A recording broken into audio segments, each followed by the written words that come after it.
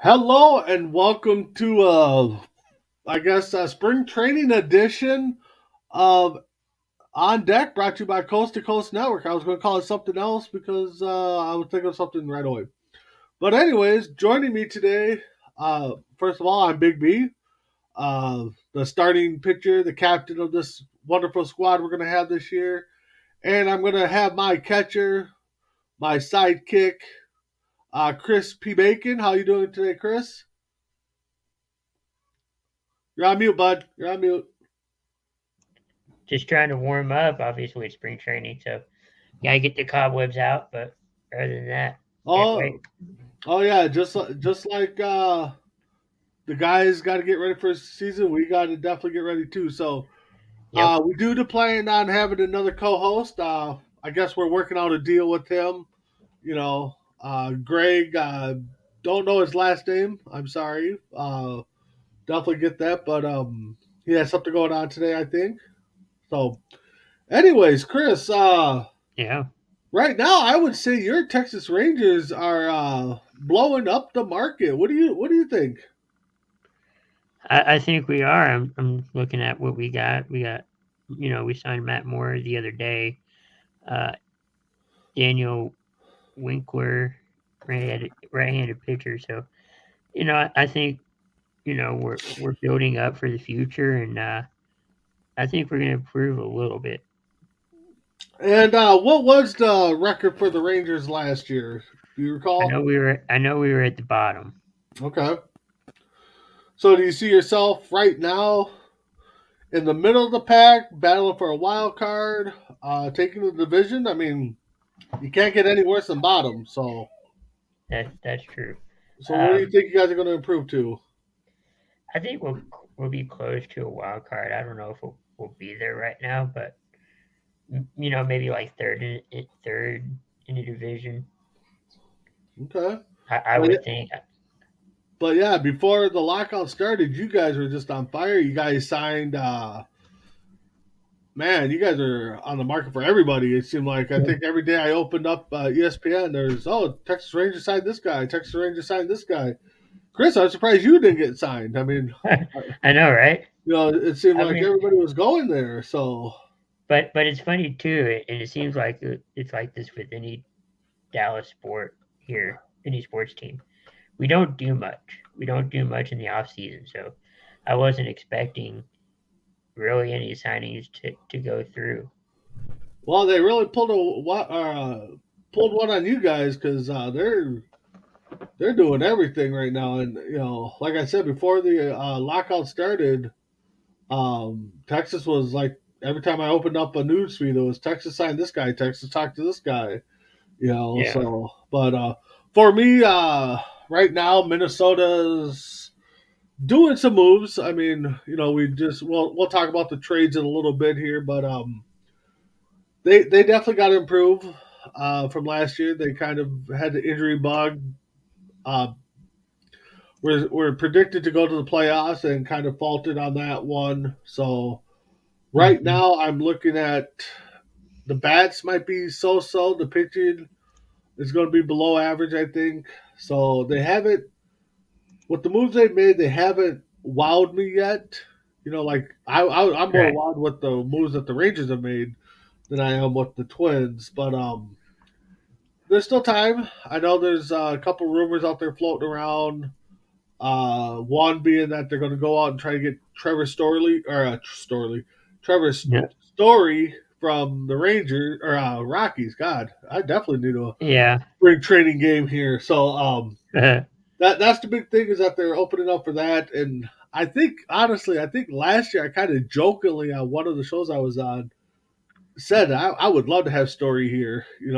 Never thought it would. Matter of fact, I think it was after the Rockies traded Noel away. I was like, hey, bring Story here. I mean, so if that comes out, I'll be somewhat surprised and happy at the same time because that's a move that Twins don't typically make. So, but for your division, you know, what have you seen from the other teams? I mean, Oakland kind of looks like they're on fire. The Seattle looks like they're making some moves. I So who are think you they're scared? having several. Who are you, who? Which team are you scared about right now? Ooh, I'd be scared about whoever signs Freddie Freeman. Well, I'm talking about your division right now. Oh, okay. Your division. Um, maybe the Astros. Yeah, because the Astros. I mean, yeah, they lost some key players, but they haven't really made any moves either. So they're kind of staying pat right now. I mean, you got to Hmm. be honest. I mean, you can't be scared of Oakland because they're just giving everybody away. I don't even think a high school team would be scared of Oakland right now. Heck, We'll keep. C2C might get a team together. We would probably beat Oakland. So We'd probably beat them. Yeah. yeah. So for me, being in the Central with the Twins, White Sox are going to scare me. The Twins stay healthy. I can see them battling for a wild card spot. I think it's the White Sox division to lose. Hmm. So I'm not holding high hope right now with the Twins. But again, Twins could surprise me. It's a Minnesota team. You count them out, then they'll battle back and show us all wrong, and then we'll beat Crow. So, but all right, let's talk about the big guy. You brought him up already, Freddie Freeman. I know. Once that guy signs, I think the dominoes are going to fall. So, which team right now do you see? I mean, where do you I see feel. Freeman going? I mean, I either feel like he's going to L.A. or the Yankees.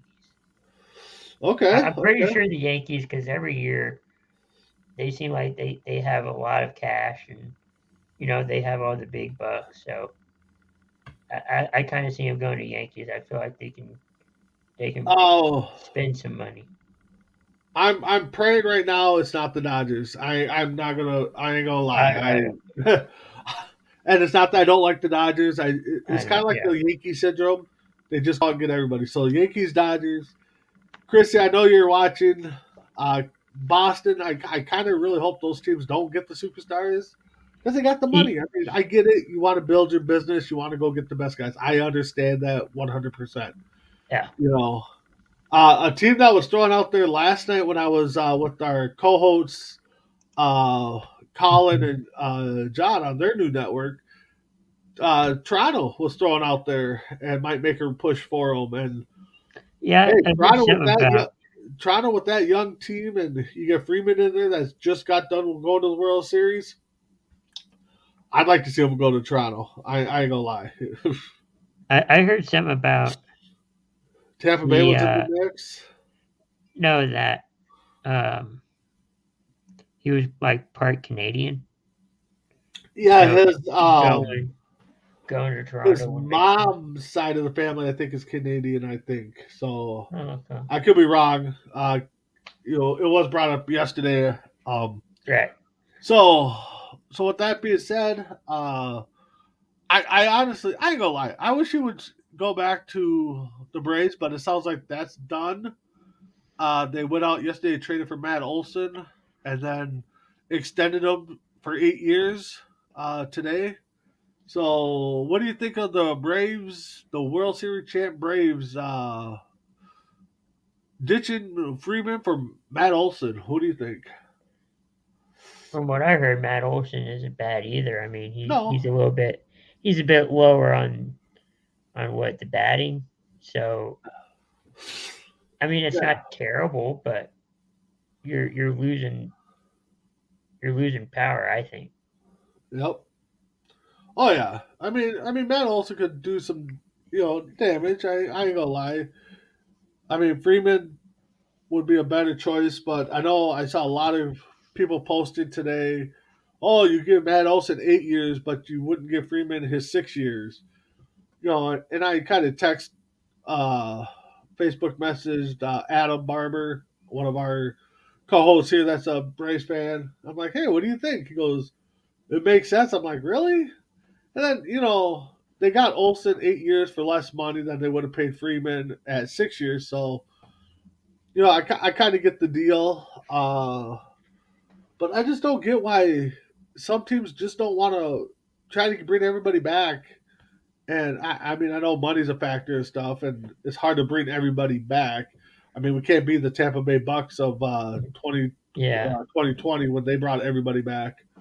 right. Baseball, you got, you know, um, a lot of players. So, I mean, I wish the Braves would. I wish they would sign a lot of their guys back and, run it back, I think teams look at it like, all right, good, we won with these players. Now let's see what we can do with a whole, like a whole new thing. Can we do it again? Can we run it back, so to speak, See, with a new team? talking to a couple Oakland A's fans and seeing some Oakland A's posts, it seems like that's what they do. They'll play this money ball and then they'll be like, oh, we've won with this, we made the playoffs with this. Okay, let's scrap it, let's try it again. It's just like, why not keep building on what you have? Like the Braves of the '90s. Yeah, they only won a couple World Series, but they were in it every year. So I mean, so were the Yankees. I mean, but let's see. So talk about trades. Let's talk about the Twins. So Okay. Twins made a few moves over the last couple days.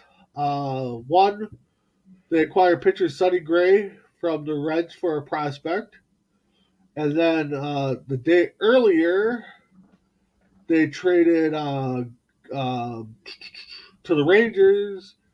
Um, I mean, Mitch I've Garver and um, Kiefer, a backup catcher, another backup catcher okay. to. No, I'm sorry. It was Mitch Garver and a prospect pitcher, I think it was, to the Rangers for your starting shortstop and a prospect pitcher.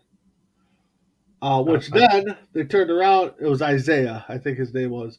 Then they turned around yesterday and they traded Isaiah and Josh Donaldson and Ben Revere to the Yankees for Sanchez and Guido or Gio, I think his name is. Sorry if I butchered his name. Right there, it's a move. Yeah. I don't know what to think. It was pretty much a 3-team deal if you really put everybody into play. Right. Um, I honestly, if I look at it as a 3-team deal, I really think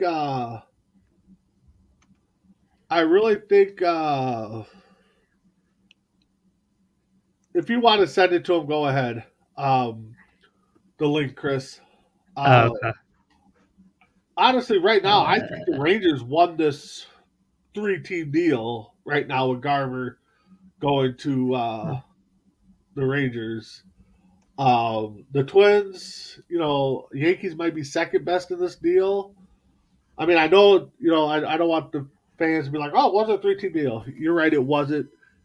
If you play it out, though, it kind of was a 3-team deal. But so, with that being said, looking at some other ones, Oakland, we talked about them. They're just letting everybody go. They're like Oprah Winfrey. You're gone. yeah. You're gone. You want to You play? get a You go player. somewhere. Yeah. So I mean, Chris Baskets went to the Mets for a prospect. Like we said, Olsen went to the Braves. Um, yeah, Oakland. I think right now is just making moves just to make moves.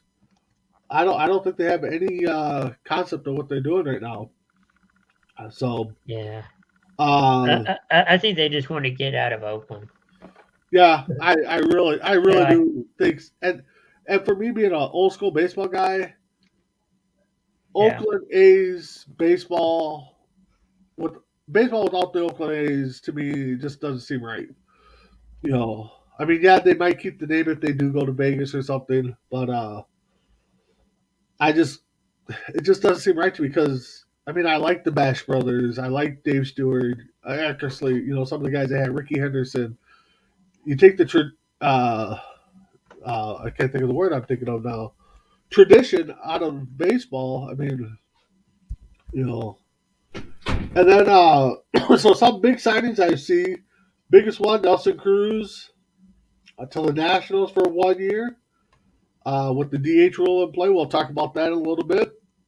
I think that might be a pretty good fit for him. I thought maybe he would have went to the Padres. Uh, what do you think of that move there, I Chris? think it's good. Sorry, I'm multitasking. Oh, okay. Uh, No problem. I think it's good. Yeah, yeah, and then sorry, here I was just pulling up something else. Outside of that, I haven't really seen any major guys signing since before the lockout started. Like I said, I think we're all waiting for the big news that Freeman drops and signs somewhere. So let's see here. So let's talk about some of the rule changes that Major League agreed upon. Um, One, Right. no, sorry, no 7 inning doubleheaders. So Chris, what do you think of that one? I think it would be good. I mean, now we can truly have, you know, if there's a, some remarkable moment like last season, The it being a no full, hitters, a yeah, full rotation or whatever. So a full inning. So yeah. I think it'd be good. No, I definitely. I mean, you know, long story short, I guess I didn't mind the doubleheaders, but if you're going to make it a complete game, then anything should count. You know, if it's a 7 inning no hitter, if it's a set inning, uh, if it's a 7 inning, guy hits 5 home runs in the game. I mean, it should count either way. So, Yeah. but Right. Close your window. Oh, yes. all right, we got Chris talking to his All management right. team back there, his agent. So, but anyway, so that the second inning guy leading off in the extra innings, guy on second. That rule I'm glad they got rid of. Again, I think they should have extended it to not do it until like maybe the 14th, 15th inning. But hmm I'm okay. I'm okay with it being gone. What about you, Chris? I am too. I'm glad it's gone. It shouldn't have been in, and I know because of COVID. Yeah, I mean, like I said, if you would have said, okay, we're gonna move it back to the 14th, 15th inning, I think a lot of fans would have been more accepting of it. Uh, Larger bases, I I don't know what the big deal was with the larger bases. I mean, they look like they're about an inch bigger all around. So, Chris, what do you Yeah. think the concept behind the larger bases were? I've heard it's for safety concerns, but I think it's more of a hazard. It just Yeah, seems more of a hazardous thing. I mean, you don't leave stuff in the middle of the floor, otherwise you'll trip over it. But yeah, that's exactly. kind of how I feel with it. Yeah, I can see maybe if they did a little larger base at first base, maybe because that's where a lot of plays happen. But again, you can have the collisions at second, you know, maybe third base, but you know, the pitch count was shot down again, so that's I think some minor leagues are going to test it out along with the robot umps. To me, I'm not for the robot umps. Umps are going to make a mistake. It's part of the game. Yeah. The pitch count, the couple games I went to, or the one game I should say, I went to just a few, but uh, with the St. Paul Saints, I I noticed the pitch count. I was kind of watching it, but it seemed like it wasn't a factor. Once the pitcher started his wind up, the pitch count was gone. It didn't So speed up games or no, no, I don't think it did. You know, the pitchers just have to adjust their kind of routine though when they're going to deliver a pitch and stuff. So, uh, and then the big one, I think, I think it was a good move for baseball, but as a traditionalist, I didn't really care for it, and that's the universal DH. yeah. Um, I mean, yeah, the pitchers, you got a handful of pitchers that could hit, Right. but the National League's always been like that. So, like I said, the tradition, I don't like the move, but in the baseball sense, I do kind of get it because it gives a guy like Cruz more options. Freeman, possibly, some of the older vets that are only DHing, gives them more Mhm. options to play. So, but So, Chris, wow, do we miss Yeah, anything? Any big moves I that don't. you had listed down? I don't think so, but I think going back to the rules too for next year, or I guess some changes is the scheduling. Yes, You're gonna yeah. have one. You're gonna play You're gonna everybody. face every yeah, and I think that's good because there's some fans that want to see a certain team because maybe they're I from I there don't know how the or schedule. From what I've seen, is right now they're gonna play. You're gonna play everybody at least 3 games. I think one series.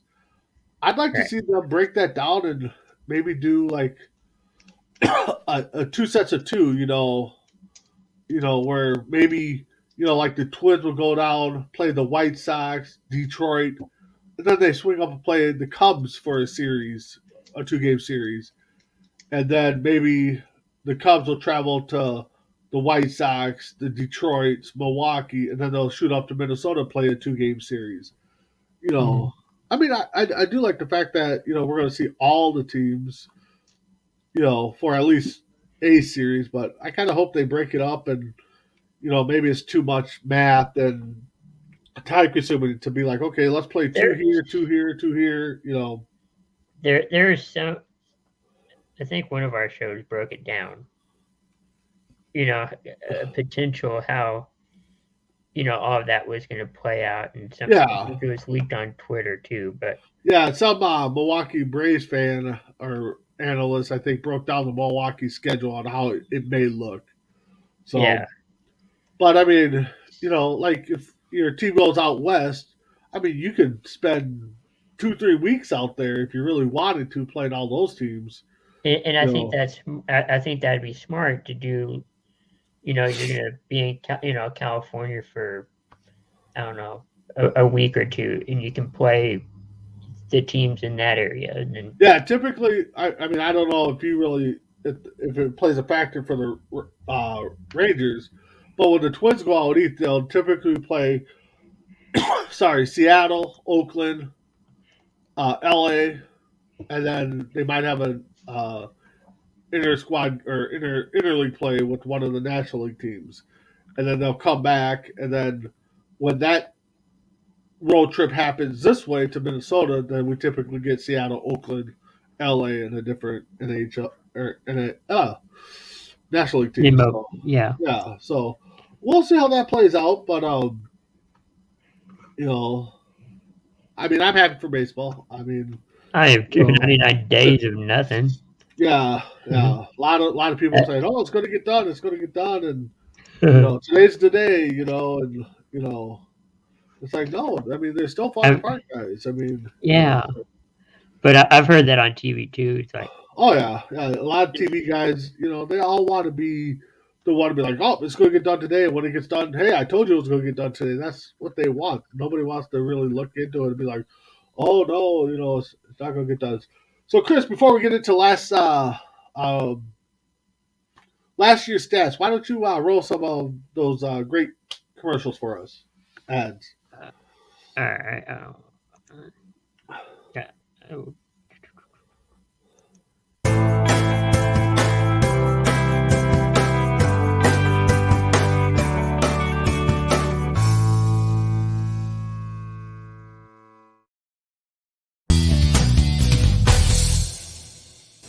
K&A Custom Crafts on Facebook. All right, welcome back. Preseason or spring training yeah, edition of On Deck, brought to you by Coast to Coast Entertainment Network. I'm Big B, alongside my battery mate Crispy Bacon. So let's look at last year's stats. Let's start with the yeah. bottom feeders right now. Uh, Baltimore was 52 and 110. They finished last. The Twins 73-89. Your Rangers were 60 and 102.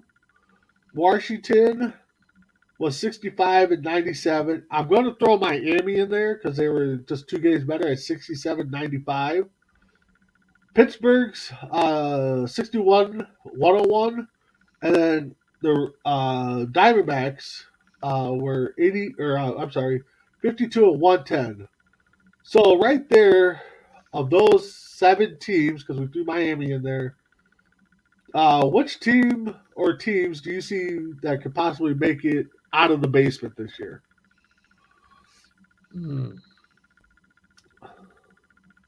Maybe Minnesota. Now, I can see if Minnesota stays healthy, and I'm not trying to be a homer, but I can see them right now. The way the pitching staff's going, I would say right now third's the highest they could go. I don't see them going any higher than third, but it's early yet. How about your Rangers? What do you think about your Rangers? I think they'll go up to maybe third. Okay. All right. Yeah, I can see that.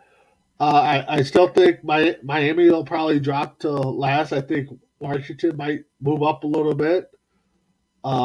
Pittsburgh and Arizona, I think, and maybe Colorado might be the bottom feeders still. I mean, Colorado was 74, but who knows what they're doing right now. But the bottom teams, yeah, I'm with you. I can see possibly Washington, Texas, and Minnesota moving up out of the last place. Welcome, Tim Fielder. If you're not doing nothing, Tim, you got the link. Jump on. Let's talk about your Mariners. Yep. They're kind of red hot right now, making some moves. We all laughed at Tim. We all laughed at Tim last year. One of our first shows, he said Seattle was going to make the playoffs, and we all laughed at him. Came so close. They came so close, but yet so far. But Seattle's making some moves. I like. Yeah. They're in the line for Chris Bryant. I hope he signs it. That would be huge right now. It would. All right, so let's start. We're going to start in the National League, Chris, since we both are American League guys. We'll save our lovely division for last. So, yeah. So let's start with probably the best division last year. Possibly is going to be the best division again. The NL West. Yeah, San Fran leading. You had the Dodgers a game behind. The Padres, who started off hot but ended up 28 games behind. Colorado and Arizona. So we've already kind of talked about Colorado and Arizona. So I see a 3-team race again. Possibly 2 because Tatis is down with a big injury. Might be missing 3 months. Hopefully he's back sooner. But what do you think of that division? I mean, where do you think that division is going? I don't know. I mean, it's hard to tell. Maybe he'll improve. Who will improve? Like the Padres, or I mean, you had 200 game winning teams, so I mean, you can't really improve unless you get a third one in there, and that would be just. I think it'd be. I think it could work. The Padres could improve, but I think it's going to be a long shot. Yeah. I think right now you're looking at Giants, Dodgers, 1-2 again. Yeah. I was hoping the Padres would be up there, but so. Well, I think Padres can be 1 or 2. They're just going to have a lot of work, I think. Ooh, okay. So let's move up to the Central. Mm-hmm. You have Milwaukee. Winning it, the Cardinals, Cincinnati, Chicago, and Pittsburgh. I mean, we kind of already said Pittsburgh's probably going to be dead last again. The way Cincinnati's been unloading, I don't think they're going to be in the top 3. So right now, I would go probably Milwaukee, the Cardinals, and then the Cubs, and then Cincinnati and Pittsburgh. What do you think? That sounds about right. Okay. So then let's go to the East, where we had the World Series champs. So we had the Braves, Philly, the Mets, Miami, and Washington. So again, I think that's going to be a 3-team race. Atlanta, Philly, and the Mets. I would hate to say, God, let's hope the Mets are healthy, because every time we root for the Mets to be healthy, they always falter. But they've made some great moves again. The Braves, I think for the Braves and Mets, He could go 1 or 2. I was actually just going to say that. I can see the Mets winning, the Braves number 2 in a close one, and the Phillies probably going to drop to 3. Yeah. So, all right, guys. Here he is, Mr. Oakland A's himself, Mr. Isaiah.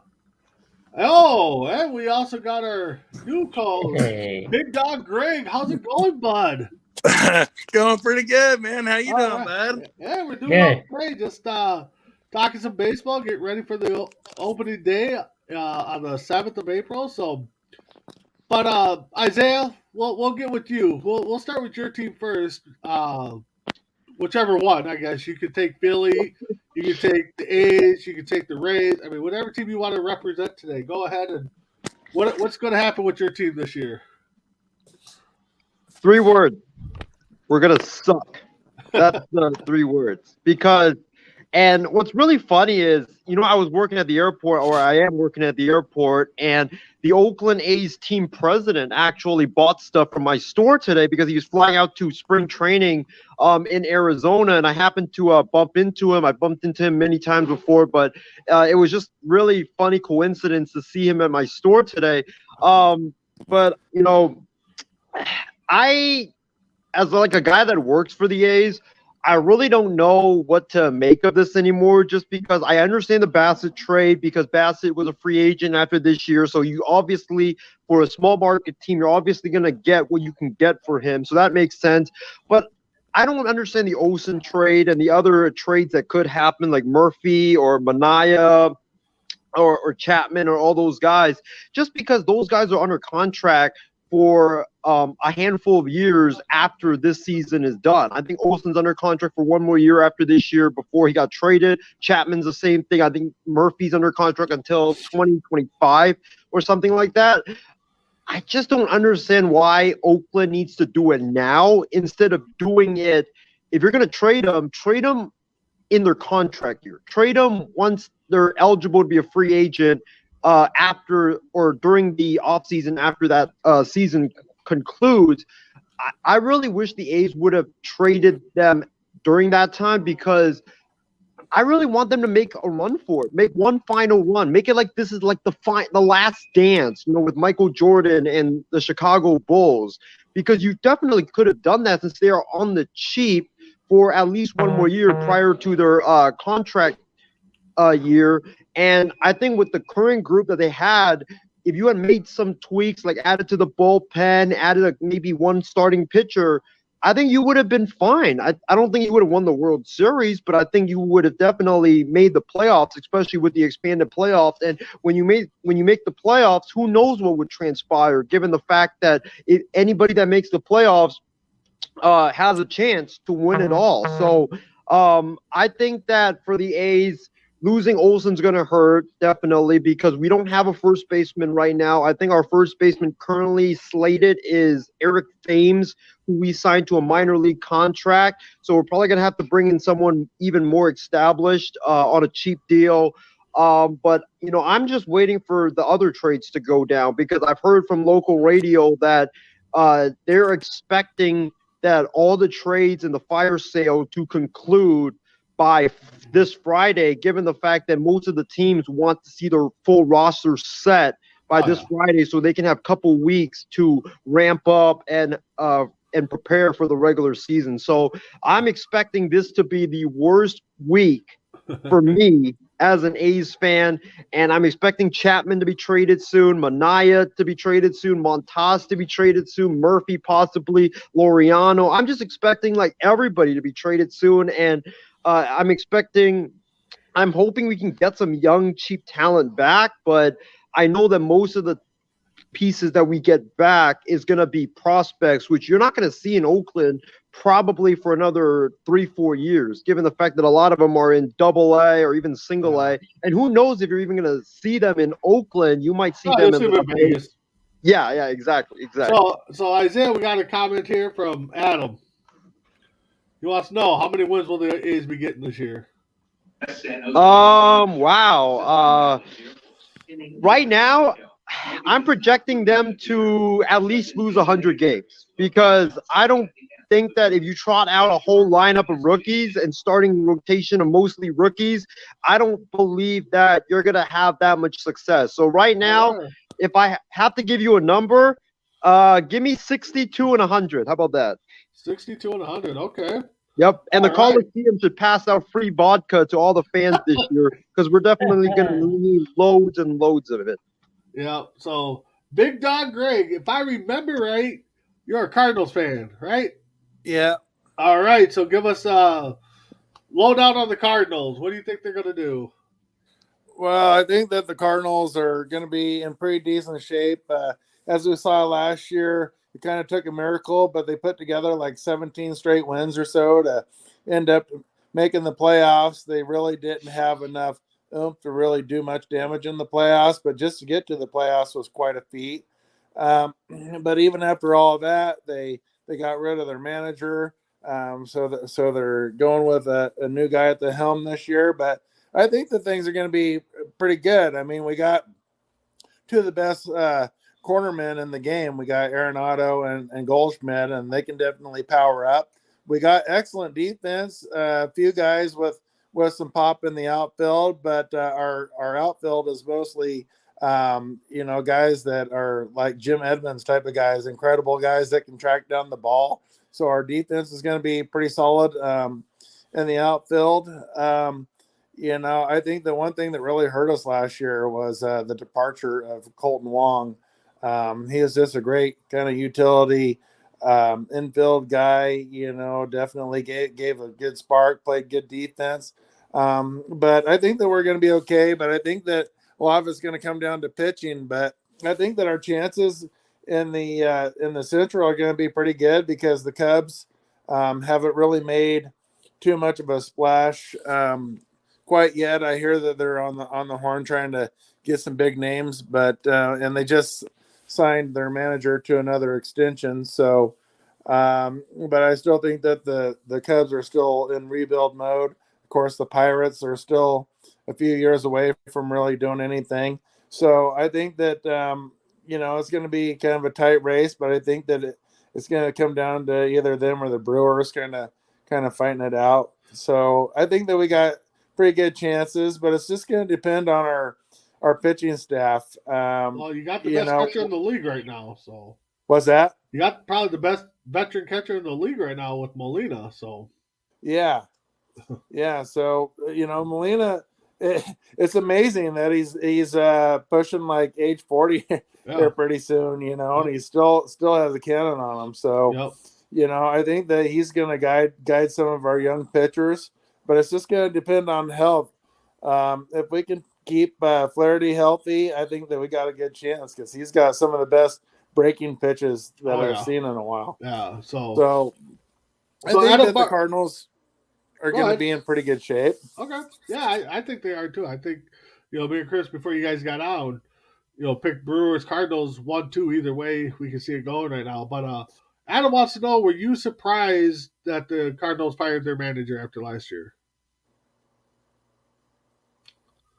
Greg. Am I? Yeah. Were you? I am because, granted, Mike Shildt never played in the majors. He never really had much of a background as far as a player, on a professional level, but he worked his way up. And I think that he had pretty good rapport. And the fact that they put together that incredible string of 17 straight games, to make a push for the playoffs, because with about a month left in the season, they looked pretty dead in the water, and then they just came alive. So I'm really surprised that they got rid of their manager after a 17-game winning streak. And, let's face it, they weren't really expected to really do much in the playoffs. So just for making it there, I think was quite a feat. So for them to just change gears and decide to go with a new manager after everything that he's built for the last few seasons, that was pretty shocking. Okay. All right. So the biggest name out there right now in the free agent market is Freddie Freeman, Greg. So where do you see him going? Well, unfortunately, I see him probably going to a big market team. A team that's like the Yankees. I think the Dodgers may make a push.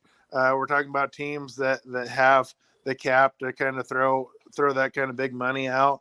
I don't see like a mid-market team really making a huge push right now for Freddie Freeman. So I would love to see him stay with the Braves because he's been pretty much the heart and soul of that team for years, coming off of a World Series. But as we know, sometimes the cost to keep players and stuff, it's not the same game as it was back in the 50s, 60s, where you had the same team every year. A lot of people on the move every year. So I see him probably signing with a big market team like either the Mets, Yankees, or Dodgers, unfortunately. All right. So Isaiah, before you go, where do you see Freddie Freeman heading?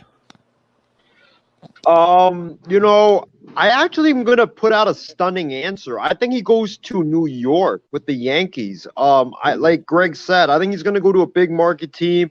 His days in Atlanta are definitely done, especially after they got Matt Olson from the A's. I think a lot of people right now are saying he's probably going to go to the Dodgers, and it's Dodgers because it's his hometown. But with the way the negotiations are going right now, I think that if he would have signed with the Dodgers, this deal would have been done probably a couple of days ago. And I think right now the reason why I think there's a holdup is because the Dodgers, I think, don't want to offer him that 6-year as well, like the Braves did.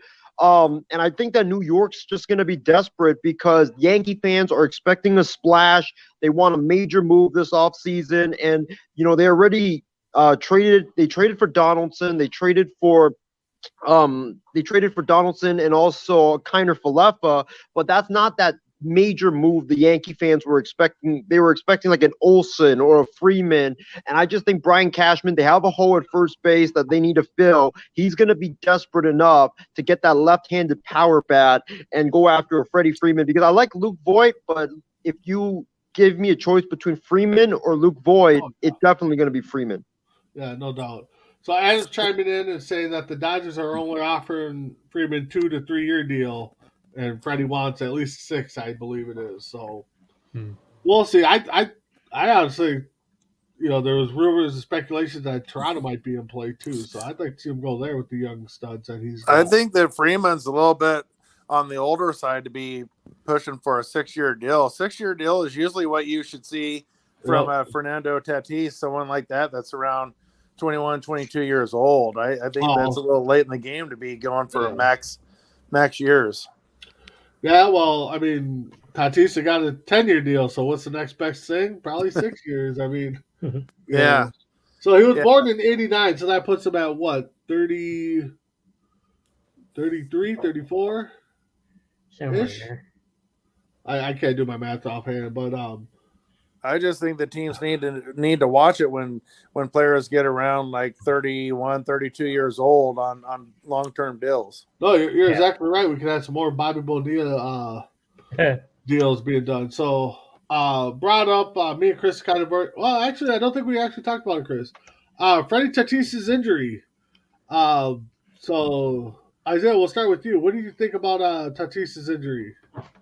I thought it was reckless, and I thought that, it was unfortunate, and it also showed Tatis's young age and his immaturity, because if, it's in the contract that you can't be doing stuff like that, like, riding the motorcycle. And one of the answer that he gave yesterday to reporters was just very telling when reporters asked him, like, hey, they asked him about his motorcycle incident, and he asked them which one. And that just showed you that he's been in multiple incidents. And the thing about Tatis is he's a great player when healthy. He hasn't played an entire 162 game season so far in his career. He needs to stay on the baseball field, and he definitely needs to stop doing these motorcycle stuff, because if he doesn't, with the injuries that you're suffering, it could potentially be life-threatening injuries. I mean, look at what happened with Madison Bumgarner. He got badly hurt. He was out like 5 months or something like that. It's not only going to ruin your career, but it could also potentially ruin your life as well. So if Tatis wants to continue having a great career, he's got to stop with these motorcycle incidents. And I really think he needs to seek some type of veteran mentorship, like our guy John Alcorn always mentions on MI6, where these young players, they are very talented, but they don't know how to be a professional. And I think that's what Tatis is going through right now, where he just doesn't know how to be a professional. He's a very young player. I think he's going to grow from this, obviously, but he needs to seek that veteran mentorship, because you can't be doing these reckless things like he's been doing. All right, Isaiah. Good point there. And welcome. Speaking of John Alcorn, welcome to the show there, bud. So what do you think of Freddie Tatis's injury? I'm just glad to be here because I'm trying to learn more about baseball. But this is the last thing the Padres needed, especially with missing the playoffs last year. Because you got to be able to get to a hot start. You can't have this losing streak midway or closer to the end of the year if you want to have a chance to bring hope back into the city of San Diego, because they really haven't been – I can't remember the last time they were like a truly good baseball team, because, again, I haven't really watched a whole lot of baseball until – this season after the lockout. But it's the last thing they needed. And I think moving forward, like Isaiah said, but this should be the case, I think, in every sport. I think we always say, oh, these guys are such talented athletes, blah, blah, blah. He can maturity, blah, blah, blah. But you still need those people to really keep you in check. Not the yes man, not the people that Antonio Brown had, the people that need to call you out on your crap. And I get where you're saying, again, I'm not defending what he did, that we didn't even think we were going to have a season, number one. Again, number two, it's unexcusable, but I think it's the last thing the Padres needed, because now if you're not getting to that hot start, then it could be a ending to a season that you didn't want at the end of the season. All right, Greg, what about you? What do you think of the Tatis injury? I think that, it's not surprising. As far as, finding out that people in their youth are kind of wanting to do these kind of things. I mean, it seems kind of a natural thing for especially for young men to want to have toys and go out and do things like this. But when you've got $1 million arm, or you've got $1 million bat, or you're a professional athlete, when you sign on the dotted line, there's all kinds of different stipulations saying, that you'll protect your body, that you won't engage in like bungee jumping or any kind of dangerous activities and stuff. It's very unfortunate to see something like this happen, because we've seen, look at Jason Williams, Jay Williams, he pretty much had his career trash from a motorcycle accident. Came out of Duke, had a great rookie season for the Bulls, got in a really bad accident, and he was never the same. He was never able to really get much playing time afterwards. It pretty much derailed his career, and then he ended up fortunately finding a job in broadcasting, but he would have much rather been playing. So when you're taking risks like this, you're definitely not only risking your career, but risking your life. So, it's very unfortunate to see. I think that Fernando Tatis is an absolute wonderful talent. I think that he's got a tremendous upside.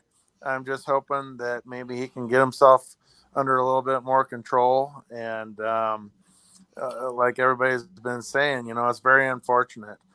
John was saying that, this is the last thing the Padres need. I mean, they had a meltdown last year after everything that they spent on pitching and everything, and for their lineup and bats in the lineup, and to miss the playoffs. They completely choked last year based on what they spent, trying to get to the postseason, and they couldn't make it. So this is bad publicity. This is bad all the way around. I'm just hoping that he can learn from it, because he is a tremendous talent, and it'd be good to see him on the field doing what he does instead of on the bench and rehabbing. Yep, exactly. So, Chris, what about you? Yeah. like everybody said, it was a silly move, a dumb move, for him to do something like this. I know, and I know it's a different sport, but uh, Patrick Mahomes, I think he was in a contract where he couldn't play baseball or some kind of sport Yep. because it could ruin his contract, and you couldn't get paid or whatever. So it's just a silly move he shouldn't have done, and hope he does learn from his mistake. Yeah.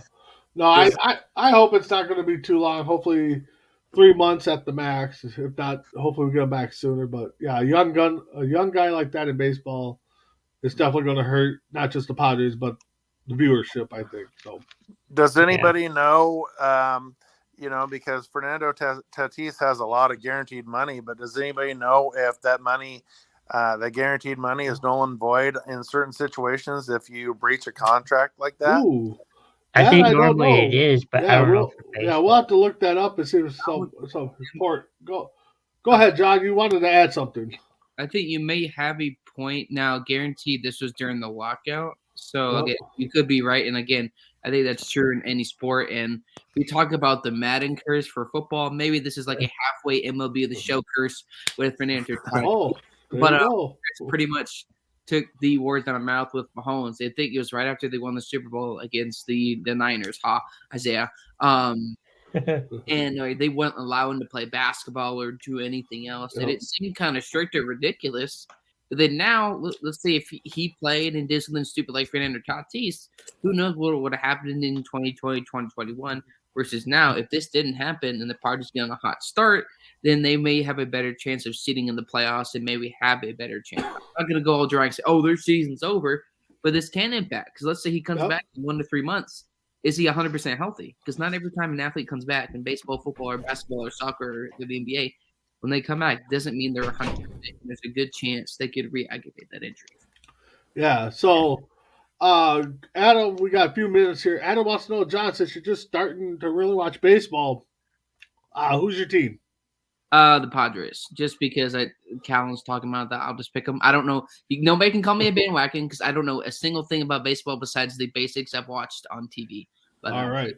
Well, you'll have to hook up with Isaiah because Isaiah knows a lot about baseball. So I will definitely be connecting with some other people. Yeah. All right. So with that being said, guys, we got a few minutes here. Go around the room, say our final thoughts. Again, next week we will not have a show. The following week on the 29th, I believe it is, that Tuesday, we're going to have an interview with former MLB pitcher Josh Roenick. I think it's his name. Last name. His first name is definitely Josh. So, Greg, we'll start with you. What you think of your first episode of On Deck? And I really loved it. I love getting back in talking baseball. The last time I talked some baseball, the baseball show that I was on got canceled about 3 weeks before the World Series. So it's good to be back and talking baseball. It's nice to be able to look forward to baseball season now, with everything going on. Unfortunately, these CBA meetings are definitely something that's part of the game, and it's frustrating from a fan standpoint. It's probably frustrating from a management standpoint, all the way around. But it's good to have baseball back, and I really enjoyed my time on the show. right. Also, if anybody's into sports betting, I'm getting some really weird vibes that Colorado State's going to do some damage in the men's tournament. I'm not saying Final Four, but I think they're going to do some damage. Oh, okay. A little hot take there for the NCAA tournament. John, how about you? Promote your new network and what you guys got going on. Yeah, so we premiered our first 2 shows yesterday with the football and, of course, the baseball show last night, because for me talking baseball is like very foreign, so that it's going to take me a while to get used to that, just like it was for football back in the day when I didn't know what a touchdown or a field goal was. But yeah, we got a show coming on tonight. It's similar. It's like I'll just wait till it comes out, but it's going to be good though. I think the goal is obviously long term, really trying to not necessarily a busy network, but to partner with athletes or broadcasters or producers in the industry to show them, to have them their continued voice. Because sometimes when we see them, they do a great job. We see what they do, but we want to get to know them beyond just that. so you can kind of get to know them outside of just what they are on TV. All right, Chris, and what do we got going on? I know we got a very special show coming on after us. So what do we got going on? Yeah, coming up, we're going to have a special Tuesday Night Mania honoring the passing of Scott Hall. So make sure to tune in for that. All right, yeah, exactly. Tuesday Night Mania, top of the hour, special dedication to Scott Hall. Tomorrow will be Sports Minute. We'll have the Bo and Joe show, the Hell Show with Bo, or with Joanne. Also tomorrow, and then Thursday kicking it with Isaiah and Ace. So, with that being said, thanks for everybody for chiming in. Adam for throwing out some comments. Isaiah commented before he jumped on, and just keep checking us out. Like I said, next Tuesday we'll be off, and then we'll have our special interview, and then April 5th we'll definitely throw out some predictions and get ready for MLB season. For with that being said, this was On Deck. Myself, Big B, Crispy Bacon, Big Dog Greg, and John Elkhorn, and also Isaiah for jumping on. You guys all have a great week, and we'll see you in a couple weeks for our special interview with Josh. Have a good one.